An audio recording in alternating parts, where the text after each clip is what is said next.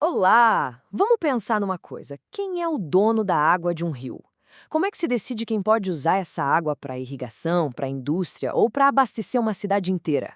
Bom, não é na base do quem chega primeiro.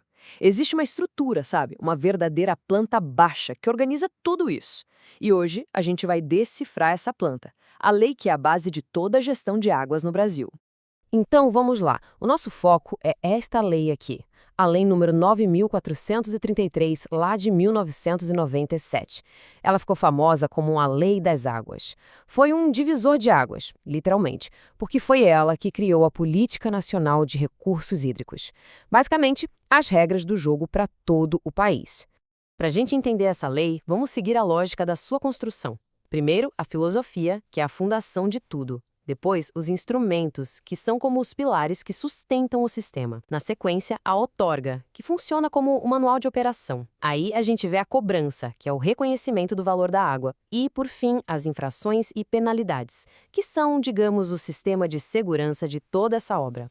Vamos começar pelo começo, pela base mesmo, porque todo grande projeto, toda construção importante parte de uma ideia central, de um conjunto de princípios. É a filosofia da coisa. E os fundamentos estão logo no artigo 1º, são a base de tudo. Primeiro, a água é um bem de domínio público, ou seja, ela não tem um dono específico, ela pertence a todos nós. Segundo, é um recurso limitado e, olha que importante, com valor econômico. Isso na época foi uma mudança e tanto de perspectiva. A lei também diz que a gestão tem que pensar nos múltiplos usos, né? Para a indústria, agricultura, para a cidade. E o ponto crucial: se faltar água, a prioridade número 1, absoluta, é o consumo humano e dos animais. Isso não se discute. Certo, com a filosofia bem definida, como é que a lei transforma esses princípios em ações práticas? É aí que entram os pilares do sistema, os instrumentos de gestão. O artigo 5º da lei nos apresenta, então, a caixa de ferramentas para fazer a coisa acontecer. Tem os planos de recursos hídricos, o enquadramento dos rios, um sistema de informações e duas ferramentas que são super operacionais e que a gente vai ver em detalhe agora: a outorga e a cobrança. Vamos agora para o nosso manual de operação. Para usar a água de um rio ou de um lençol freático, não adianta só querer. É preciso ter uma autorização oficial. E o nome dessa autorização é outorga. Mas afinal, o que é a outorga? Pensa nela como um documento, uma permissão que o poder público, seja ele federal ou estadual, dá para alguém usar a água. Mais atenção, e esse é o ponto-chave.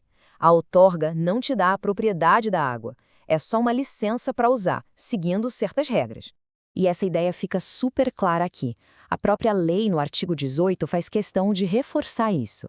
As águas são inalienáveis, ou seja, não podem ser vendidas, não são uma mercadoria. A outorga é apenas o direito de usar. Simples assim. Isso levanta uma dúvida bem prática e muito importante. Se uma empresa ou um agricultor consegue essa autorização, ela vale para sempre? Por quanto tempo esse direito de uso é garantido? A resposta, de acordo com o artigo 16, é de até 35 anos. Esse prazo máximo, que pode ser renovado, tem uma lógica. Ele dá segurança para quem precisa investir, mas ao mesmo tempo mantém o controle do Estado sobre esse bem, permitindo que tudo seja reavaliado de tempos em tempos. Agora, vamos para o outro pilar que foi uma das maiores inovações dessa lei: a cobrança pelo uso da água. A ideia de que usar água pode sim ter um custo associado. E aqui, claro, surge aquela pergunta. Ué, se a água é de todo mundo, por que cobrar para usar? Não parece meio contraditório? A lógica por trás da cobrança, na verdade, é bem direta e está lá no artigo 19. Primeiro objetivo: fazer com que o usuário entenda que a água tem um valor real, que não é um recurso infinito. Segundo, que é uma consequência do primeiro, incentivar o uso racional, combater o desperdício. E terceiro, arrecadar dinheiro que vai ser reinvestido na própria bacia hidrográfica de onde ele saiu. O dinheiro volta como melhoria. E para fechar essa arquitetura toda e garantir que ela seja respeitada, bom, toda construção precisa de um sistema de segurança, né? Vamos falar agora das infrações e das penalidades.